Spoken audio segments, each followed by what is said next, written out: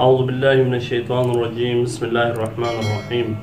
الحمد لله رب العالمين. الصلاة والسلام على أشرف الأنبياء والمرسلين حبيبنا وحبيب العالمين أبي القاسم محمد وأهل بيته الطيبين الطاهرين ولعنة الدائمة الأبدية من يومنا إلى قيام يوم الدين. قال الله تبارك وتعالى في محكم كتابه العزيز وفرقانه الحميد. بسم الله الرحمن الرحيم. إنا أنزلناه في ليلة القدر وما أدراك ما ليلة القدر. وإذن قال في سورة الدخان إنا أنزلناه في ليلة المباركة. وإذن قال في سورة الأسرع وننزل من القرآن ما هو شفاء ورحمة للمؤمنين. صلوات. اللهم صل على محمد وآل محمد وعجل فرجه. سامعین و ناظرین کی خدمت میں عرض خدمت یہ ہے کہ اللہ تبارک و تعالیٰ نے ہمیں توفیق دی نجف اشرف کی سرزمین میں اور آپ حضرات سے مخاطب ہونے کا اور آپ حضرات کے سامنے مولائے کائنات امیر المومنین علیہ السلام کی سیرت طیبہ کے چند پہلو آپ کی خدمت میں عرض کرنے کا شرف حاصل ہوا۔ اللہ رب العزت اس چینل کو، صوت نجف اشرف کو اور ہمارے برادر محترم آقا نذیر صاحب کو، ان کے ٹیم کو اللہ تعالیٰ ان کے توفیقات میں اضافہ فرمائے، اللہ تعالیٰ ان کے ہر مشکل کو آسان کر دے۔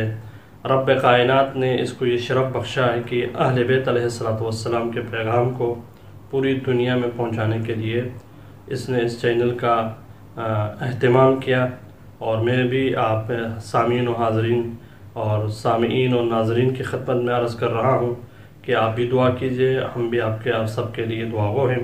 سب سے پہلے کہ میں اپنے گفتگو کی طرف آ جاؤں اور چاہتا ہوں کہ امیر المومنین کے لیے چند کلمات سلام کے پڑھیں اور اس کے بعد میں اپنے موضوع کا آغاز کروں گا۔ میرا موضوع ہے یتیم نوازی مولائے کائنات کی نگاہ میں، یتیم نوازی رحمت دو عالم نبی کی نگاہ میں۔ سب سے پہلے تو امیر المومنین کی نیابت میں، امیر المومنین کے حرم مطہر میں آپ تمام مومنین، سامعین و ناظرین کی نیابت میں سلام کے چند جملے ادا کرتا ہوں قربتاً للہ۔ السلام علیک یا امیر المؤمنین، السلام علی ضجعیک آدم و نوح، السلام علیک، السلام علی جاریک ہود و صالح ورحمۃ اللہ وبرکاتہ۔ اللہ تعالیٰ اس زیارت کو قبول فرمائے۔ آج کی شب 21 رمضان المبارک ہے۔ روایات معتبرہ کے نزدیک یہ شب قدر کی رات ہے۔ ہمیں اور آپ کو اللہ تبارک و تعالیٰ یہ توفیق اور یہ شرف بخشے کہ اس شب کو جو دعائیں، جو مناجات، جو چیزیں ہم انجام دے سکیں، اور ان کا انجام دینا ہمارے لیے ضروری ہے، کیونکہ یہ وہ شبہ قدر ہے جو انسان کے لیے تقدیر ساز راتیں ہیں، اور یہ وہ راتیں ہیں جو تقدیر کے لیے، آپ کی تقدیر کے لیے، آپ کے مقدر کے لیے، آپ کے زندگی کے تمام مراحل کے لیے یہ فائدہ مند ہے۔ ایک سال کے اندر جتنے اعمال آپ سے ہونا ہے، یعنی رزق کے معاملات، اولاد کے معاملات، پریشانیوں کے معاملات، سب اس دن طے ہونا ہے، تو آپ تو ایسا عمل انجام دیجئے کہ جس کی وجہ سے آپ کے رزق کے معاملات بھی تمام ہو اور اولاد کے معاملات بھی حل ہو، اور تمام مومنین مومنات اس وقت مشکلات میں ہیں، وبائی امراض کے اس خوف میں ہیں۔ اللہ تبارک و تعالیٰ اس شب کے واسطے، 21 رمضان المبارک کے شب کا واسطہ اور بحق امیر المؤمنین کا واسطہ، حضرت آدم اور حضرت نوح علیہ السلام جوار امیر المؤمنین میں ہے، اور اسی طرح حضرت ہود و صالح علیہ السلام بھی جوار امیر المؤمنین میں ہے، اور ان تمام مقدس نبیوں کا واسطہ ہے کہ اللہ تبارک و تعالیٰ تمام مومنین کو، تمام مسلمانوں کو، خصوصاً شیعان حیدر کرار کی جان، مال، عزت و ناموس کی حفاظت فرمائیں۔ میں نے جس آیت مجیدہ کا تلاوت کا شرف حاصل کیا، میں چاہتا ہوں کہ آج کی شب کے متعلق چند گفتگو کروں، اس کے بعد یتیم نوازی کے بارے میں مولائے کائنات اور رحمت دو عالم نبی کے جو الفاظ ہے وہ آپ کے سامنے پیش کروں۔ اللہ تبارک و تعالیٰ سورہ قدر میں ارشاد فرماتا ہے، بسم اللہ الرحمن الرحیم، انا انزلناہ فی لیلۃ القدر وما ادراک ما لیلۃ القدر۔ انا انزلناہ فی لیلۃ القدر، ہم نے نازل کیا لیلۃ القدر میں۔ لیلۃ القدر کیا ہے؟ خیر من الف شہر، یہ 1000 راتوں سے بہتر ہے۔ علماء نے بیان کی ہے کہ قرآن مجید کا نزول شب قدر میں ہوا ہے۔ یہاں پہ 2 اقوال ہیں، اور ایک تدریجاً ہوا ہے، ایک دفعتاً ہوا ہے۔ اب جن روایات کو بھی آپ لے لیں، یعنی پروردگار نے جس چیز کو انتخاب کیے ہیں مسلمانوں کے لیے، مومنین کے لیے، وہ دفعتاً ہو یا تدریجاً ہو، یعنی ایک دفعہ پورے قرآن قلب نبی پر نازل ہوا ہو، یا آیت بآیات یا سورہ بسورہ نازل ہوا ہو، یہ اللہ تبارک و تعالیٰ نے ہمارے لیے اور آپ کے لیے آسانی کر دی ہے۔ بہت سارے مکے میں نازل ہوئے، بہت سارے مدینے میں نازل ہوئے، بہت سارے مختلف مقامات میں نازل ہوئے، یہ ہمارے آپ کے لیے۔ اللہ تبارک و تعالیٰ نے اس رات کو خیر من الف شہر قرار دی ہے، اس رات کو 1000 مہینوں سے بہتر۔ علماء نے بیان کیا ہے کہ یہ 1000 مہینے اگر آپ تقسیم کریں تو 83 ایئرز یعنی 83 سال بنتے ہیں، یعنی 83 سال کی عبادت کا آپ ایک شب میں عبادت حاصل کر سکتے ہو۔ یعنی علماء نے الفاظ کو چینج کر کے آپ کے لیے اور میرے لیے آسان کر دیا، کہا کہ ایک رات میں اگر آپ کار خیر انجام دیتے ہیں، صدقہ دیتے ہیں، خیرات دیتے ہیں، نیک عمل کرتے ہیں، نیک مشورہ دیتے ہیں، نیک نصیحت کرتے ہیں، تو اس رات میں جو نیکی آپ انجام دو گے اللہ تبارک و تعالیٰ تمہارے لیے 83 سال کے ثواب کے برابر عطا فرمائے گا۔ یعنی آپ تصور کریں کہ خدا نے کتنی مبارک اور بابرکت رات قرار دی ہے۔ اور اسی طرح سورہ دخان میں ارشاد ہوا ہے اِنَّا أَنزَلْنَاهُ فِي لَيْلَةِ الْمُبَارَكَةِ، ہم نے قرآن مجید کو نازل کیا لیلت مبارکہ میں، یعنی وہ لیلت المبارکہ کیا ہے؟ شب قدر ہے۔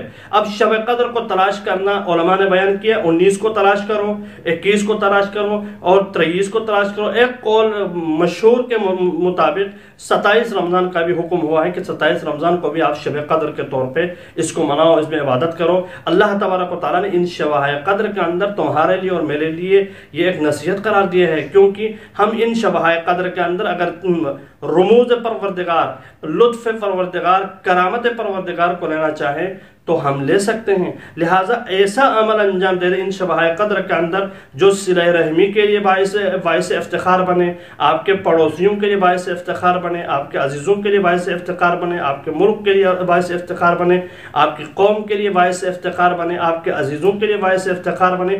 ہر وہ کام جو آپ رفع عامہ کے لیے مفید مند ہے، آپ کے مومنین کے لیے، دوستوں کے لیے، عزیزوں کے لیے، اقارب کے لیے، وہ کام انجام دے دے۔ پروردگار عالم تمہارے لیے ان شب قدر میں انجام پذیر ہونے والے وہ کام جس کے لیے خداوند عالم نے 83 سال کا ثواب قرار دیا ہے۔ خیر من الف شہر یعنی 1000 مہینوں سے بہتر، یعنی ایک رات ہے۔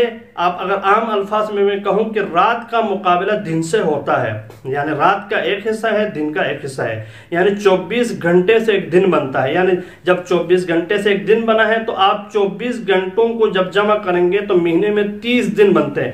پروردگار نے ہم سے اور آپ سے یہ تقاضا کیا ہے کہ تم نماز فجر تک جو ہے نا اس رات کو اللہ تبارک و تعالیٰ کی رحمت کو تلاش کرو، اللہ تبارک و تعالیٰ کے بارگاہ میں تم ایسا گڑ گڑا کے مناجات کرو کہ خداوند عالم خیر من الف شہر ہی حتی مطلع الفجر، کہا یہ تمہارے لیے رات سلامتی کے، فجر تک سلامتی کی رات ہے۔ یعنی اس رات میں کوشش کرو کہ زندگی کا ہر وہ کام جو تمہارے لیے ضروری ہے، اولاد کے سلسلے میں دعا کریں، رزق کے سلسلے میں دعا کریں، صحت کے سلسلے میں دعا کریں۔ سب سے اہم ترین دعا میرے اور آپ کا آقا و مولا یوسف زہرا امام زمانہ کے ظہور کے لیے دعا کریں، اس لیے کہ ظہور مولا اگر ہو جائے گا تو پوری دنیا کے اندر یہ ظلم و جور، یہ بربریات، یہ تمام مشکلات، یہ تمام پریشانیاں دور ہو جائیں گی۔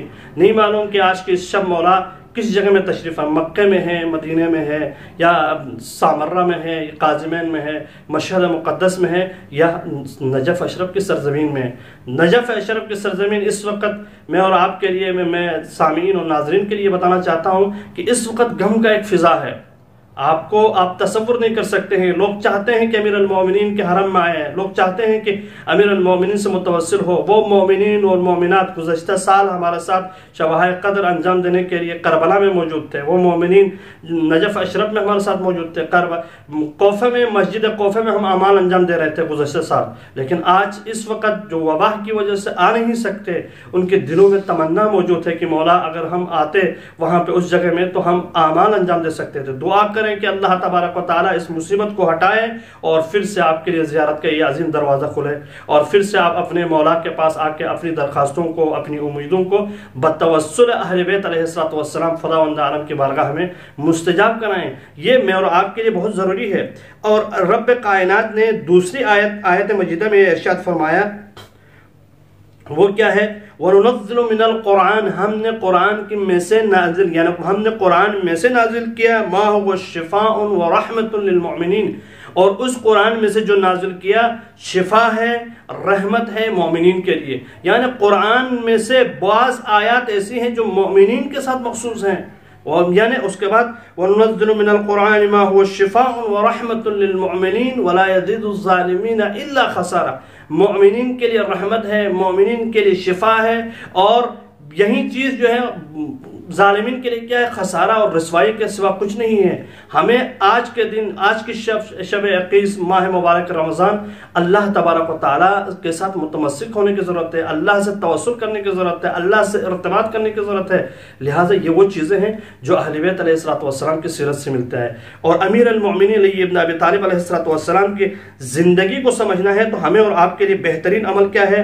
ہم اور آپ سمجھے رسول کائنات کی زندگی میں، رسول کائنات نے جو آخری خطبہ دیا ماہ مبارک رمضان سے پہلے ماہ شعبان میں، وہ یتیم پروری کا تھا، اور اللہ رب العزت نے جو شرف اور جو منزلت ہمیں عطا فرمایا اس کا آپ ادراک نہیں کر سکتے ہیں، اس لیے کہ وہ ادراک کا جو منزل ہے، وہ وقار ہے، جو عزت ہے، میرے لیے اور آپ کے لیے بہت افتخار ہے۔ امیر المؤمنین علی ابن ابی طالب علیہ السلام ایک مرتبہ نبی دو عالم کے پاس جاتے ہیں، حضور سرور کائنات کے پاس جاتے ہیں اور فرماتے ہیں کہ مولا، زمانہ اس وقت ظلم و جور اور بربریت کی طرف جا رہا ہے، تو ہمیں کوئی ایسی نصیحت کیجئے جو دنیا میں بھی ہمیں فائدہ ہو، آخرت میں بھی فائدہ ہو۔ امیر المؤمنین علی ابن ابی طالب علیہ السلام کو متوجہ کرتے ہوئے مولا فرماتے ہیں، نبی دو عالم یہ فرماتے ہیں، کہا اگر تم چاہتے ہو دنیا اور آخرت میں کامیابی تو یاد رکھو، دنیا اور آخرت میں کامیابی چاہتے ہو تو ایک چیز پر ہمیشہ اپنے آپ کو کامزن رکھو، اس پر مرکوز رکھو۔ وہ کیا ہے؟ سب سے پہلے بہترین چیز یہ ہے کہ اپنے ارد گرد، اپنے عزیزوں میں، اقارب میں یتیموں کو دیکھو۔ اگر یتیم، کسی ایک یتیم کی بھی اگر آپ نے پرورش کی، اس کی خدمت کی، میں رسول کہتا ہوں کہ میری ہم نشینی میں ہوں گے وہ، میں رسول کہتا ہوں کہ میرے جوار میں ہوں گے وہ۔ یعنی دنیا میں بھی افتخار ہے کہ رسول کہتے ہیں کہ اس کی تم خدمت کر رہے ہو، اور جب دنیا سے چلے جاؤ گے تو جوار رسول اگر تم چاہتے ہو، ہمسائگی رسول چاہتے ہو، یعنی ہمسائے قیامت کے روز جنت میں تم رسول کا ہمسائے میں رہو، دنیا میں اس یتیموں کا آپ یتیم پرور بنو، یتیم کی خدمت کرو، یتیم کو وہ مقام اور وہ عزت بخشو، رسول یہ فرماتے ہیں۔ اور اس کے بعد مولا کائنات کی سیرت میں دیکھو، امیر المؤمنین کسی بھی یتیم کے بارے میں اگر سنتے ہیں تو یتیم کے گھر میں خود جاتے ہیں، اس کی ضروریات کو خود امام علیہ السلام پورا کرتے ہیں۔ اور 4 سال 8 مہینے یا 4 سال 6 مہینے کے جو دور حکومت ہے امیر المؤمنین کے، اس وقت عظیم تر دنیا کے لوگ ان کو تحائف دیتے ہیں، قیمتی چیزیں دیتے ہیں، لیکن امیر المؤمنین علیہ السلام ان یتیموں کو نوازتے ہیں۔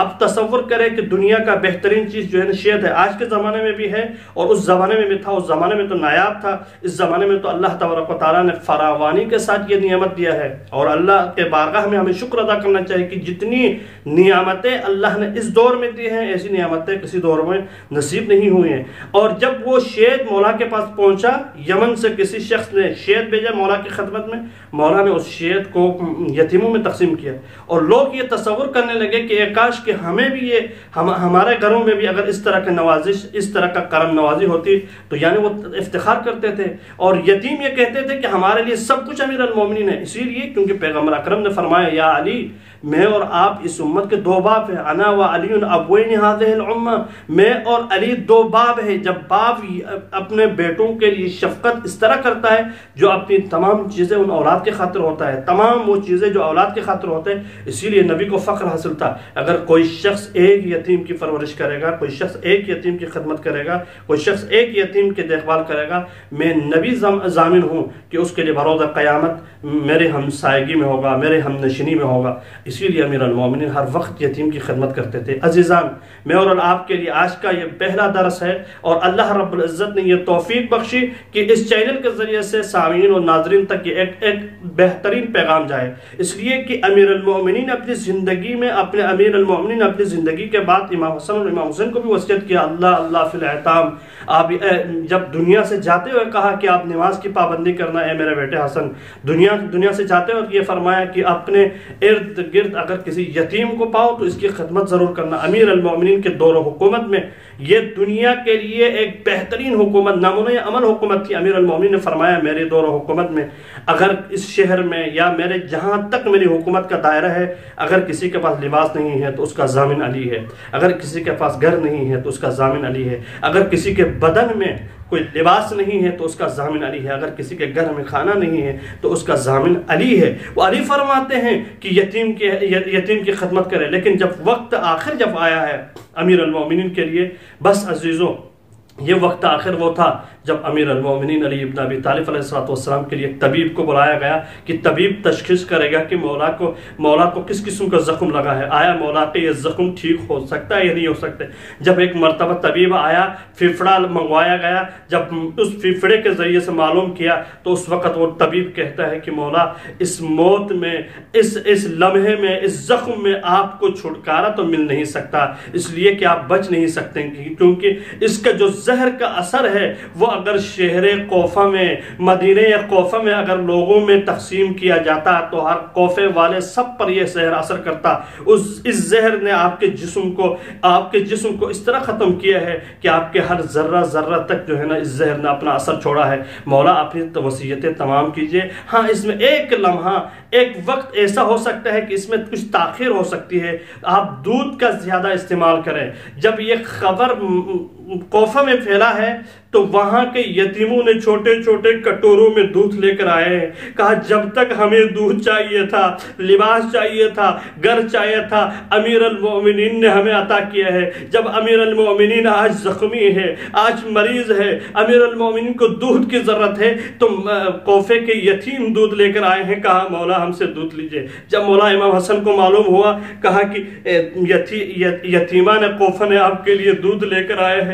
نہیں معلوم جب یتیمان کوفہ کا جب یہ دودھ کے بارے میں سننا تھا، امیر المومنین ایک مرتبہ آہا بھرتے ہیں اور کہتے ہیں اے حسن بیٹا، آپ ان سے کہیے کہ اپنا دودھ واپس لے کے جائے، اس لیے کہ میں جب تک زندہ تھا میرے یتیموں پر شفقت اور مہربان بنتا رہا، آج مجھے ان کے دودھ کی ضرورت نہیں ہے۔ جب ایک مرتبہ ابن ملجم کو بلایا گیا تو امیر المومنین نے جو دودھ خود پینا چاہتے تھے اس ابن ملجم کی طرف اشارہ کر کے کہا دودھ اسے پلا دو۔ ایک مرتبہ اس کو قریب بلایا اور بلانے کے بعد متوجہ ہوئے ابن ملجم کی طرف، اے ابن ملجم اتنا بتاؤ، کیا میرے بچوں کو یتیم کرنا آپ کو گوارا تھا؟ میرے بیٹوں کو یتیم کرنا، میرے بیٹیوں کو یتیم بنانا آپ کے لیے گوارا تھا؟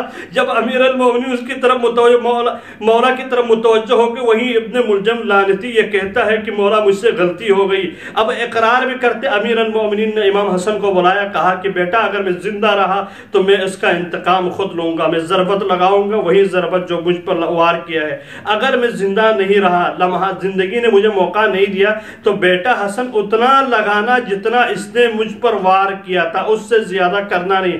امیر المومنین کی عدالت دیکھیے، یتیم پروری کے بعد سب سے عدالت کے میدان میں امیر المومنین جو دنیا کے آخری لمحات بھی یہ آواز دے کے کہہ رہے، اے دنیا والو، جب امیر المومنین پر زہر کا اتنا بڑا اثر ہونے کے باوجود بھی علی یہ کہہ رہا ہے کہ مجھے کسی اور چیز کی ضرورت نہیں ہے، میں عدل الہی پر اس وقت بھی قائم ہوں کہ علی کو کسی انا کی ضرورت نہیں ہے، ایک ضربت کا بدلے میں میرے دشمن کو بھی ایک ضربت ہی لگانا ہے۔ بس امیر المومنین نے آخری وصیتیں تمام کیا۔ میرے مولا کے لیے آخری جب وصیتیں تمام ہو رہی تھی، اصحاب چاہتے ہیں کہ آخری دیدار کریں، اپنے موالین چاہتے ہیں آخری دیدار کریں۔ لیکن جب سب کو مولا کائنات نے کہا کہ میں اپنے بچوں سے کچھ وصیتیں کرنا چاہتا ہوں، سب کو جانے کی اجازت دی جائے، جب سب کو روانہ کر دیا، ایک مرتبہ کسی کے دروازے کے قریب پھر رونے کی آواز آئی۔ جب امام حسن کو بھیجا کہ کون ہے، معلوم ہوا اسبق بن نباتہ امام کا خاص شاگرد، امام کا چاہنے والا۔ ایک مرتبہ اسبق بن نباتہ کے بارے میں معلوم ہوا کہ اسبق بن نباتہ رو رہا ہے، کہا تھا ایک مرتبہ پھر دیدار کرنے کی اجازت دی جائے۔ تو مولا کائنات نے انہیں بلایا۔ اسبق بن نباتہ یہ کہتے ہیں کہ جب میں آخری مرتبہ میرے مولا کا دیدار کرنے کے لیے گیا تو جو پٹی سر پر لگی ہوئی تھی وہ اتنی زرد نہیں تھی جتنے میرے مولا کے چہرے مبارک زرد تھے۔ ایک مرتبہ اسبق بن نباتہ کو دیکھتے ہوئے مولا کائنات نے فرمایا سلونی سلونی قبل ان تفقدونی، اے اسبق بن نباتہ مجھ سے پوچھو جو پوچھنا ہے، دنیا سے میں جا رہا ہوں۔ امیر المومنین تب بھی کچھ علم دینا چاہتے تو کچھ وصیتیں کی، کچھ باتیں بتلایا اسبق بن نباتہ کو، اس کے بعد ان کو فارغ کر دیا۔ امام حسن کو بلایا، امام حسین کو بلایا، اب حضرت ابو الفضل عباس کو بلایا، باقی تمام اولادوں کو بلانے کے بعد وصیتیں تمام ہوئی۔ ایک مرتبہ امیر المومنین نے جب وصیتیں تمام کیا، یہی محمد بن حنفیہ سے روایت منقول ہے کہ ایک مرتبہ میرے مولا نے، میرے بابا نے مجھے کہا کہ آپ مجھے اس جگہ میں لٹا دیجئے جہاں پہ میں گھر میں مصلی عبادت میں بیٹھتا، تاکہ میری جان آرام سے نکل جائے، میری سانسیں آرام سے نکل جائے۔ ایک مرتبہ جہاں اس جگہ میں لے کے گئے، مسجد کوفہ کے اس گھر میں، اس جگہ میں جہاں مولا کائنات مستحب نمازیں ہمیشہ عبادت کے لیے اس مصلی میں بیٹھتے تو اس مصلی میں بٹھایا گیا۔ میرے مولا کو قبلے کی طرف متوجہ کرائے۔ ایک مرتبہ میرے مولا کے زبان مبارک سے یہ آواز بلند ہوئی، انا للہ و انا الیہ راجعون، لا الہ الا اللہ وحدہ لا شریک لہ واشہد ان محمدا عبدہ ورسولہ۔ جب یہ کلمات ادا کیے امیر المؤمنین کے وصیت کے مطابق، امیر المؤمنین نے اپنی آنکھوں کو بند کیا۔ ایک مرتبہ امام حسن اور امام حسین نے غسل کا اہتمام کیا۔ جب اہتمام کرنے کے بعد اس جگہ کی طرف لے کے گئے جہاں امیر المؤمنین آج مدفون ہے، جب امیر المؤمنین کی وصیت تھی کہ میرے ایک طرف کو اے حسن بیٹا تو نے پکڑنا ہے تابوت کو، ایک طرف بیٹا امام حسین نے پکڑنا ہے، دو جگہوں میں آپ نے پکڑنا ہے، اس لیے کہ دو فرشتے اسے اٹھائیں گے اور اس جگہ میں بٹھائیں گے جہاں میری قبر پہلے سے بنی ہوئی ہے۔ نجف اشرف کی سرزمین میں جب اس جگہ کی نشاندہی امیر المومنین نے پہلے سے کیا تھا، جب کھودا گیا تو وہاں قبر تیار تھی، ایک طرف حضرت آدم مدفون تھے، ایک طرف حضرت نوح علیہ السلام مدفون تھے۔ امیر المومنین کو جب دفنا کے واپس پلٹ رہے تھے تو ایک راوی نے یہ بیان کیا کہ ایک مرتبہ رونے کی صدائیں کسی کے جگہ سے، کسی ایسے خرابے گھر سے آواز آ رہی تھی۔ امام حسن اور امام حسین متوجہ ہوئے، اس جگہ کی طرف گئے تو ایک شخص رو رہا ہے، واہ مصیبتا واہ مصیبتا کی آوازیں دے رہا۔ کہا اس شخص کے قریب گئے، جب اس سے پوچھا کہا کہ آپ کو لباس ضرورت ہے تو مولا حسن فرماتے ہیں کہ میں لباس دوں گا، اگر جگہ کی ضرورت ہے تو جگہ عطا کر دوں گا، کس چیز کی ضرورت ہے؟ تو اس وقت امام حسن کی طرف متوجہ ہونے کے بعد وہ فقیر یہ کہتا ہے کہ میرے پاس ایک شخص ہمیشہ آتا تھا اور نوازش یہ کرتا تھا کہ میرے ہاتھوں کو بھی صاف کرتا تھا، مجھے نوالے بنا کے بھی کھلاتا تھا، 3 دن ہو گئے وہ ہماری طرف نہیں آئے۔ تو ایک مرتبہ امام حسن متوجہ ہوئے، کہا بتلاؤ کہ اس کا نام کیا تھا، بتلاؤ کہ اس کا نام کیا تھا۔ نام تو کبھی بتایا نہیں، لیکن وہ فرماتے تھے فقیر جالس فقیر، مسکین جالس مسکین، میں ایک فقیر ہوں، فقیر کے سامنے بیٹھا ہوں، میں ایک مسکین ہوں، مسکین کے سامنے بیٹھا ہوں۔ یہی تھا مارا گیا رسول کا علمدار، مارا گیا قافلہ سالار، مارا گیا نبی کا قافلہ سالار۔ انا للہ و انا الیہ راجعون وسیعلم الذین ظلموا ای منقلب ینقلبون۔ پروردگار ہماری اس قلیل سی عبادت کو اپنے بارگاہ میں قبول فرما، ہمیں ہمارے تمام خطاؤں و مشکلات کو حل فرما۔ مومنین و مومنات خصوصاً بلدستان میں رہنے والے تمام مومنین کی جان مال عزت و ناموس کی حفاظت فرما۔ ہمارے برادر عزیز شیخ صاحب کی توفیقات خیر میں اضافہ فرما۔ صوت نجف اشرف اس چینل کو دن دگنی رات چگنی ترقی عطا فرما، ان کی مشکلات پریشانیوں کو حل فرما۔ بحق قائم آل محمد سرکار یوسف زہرا امام زمانہ کے ظہور میں تعجل فرما۔ ربنا تقبل منا انك انت السمیع العلیم برحمتک یا ارحم الراحمین۔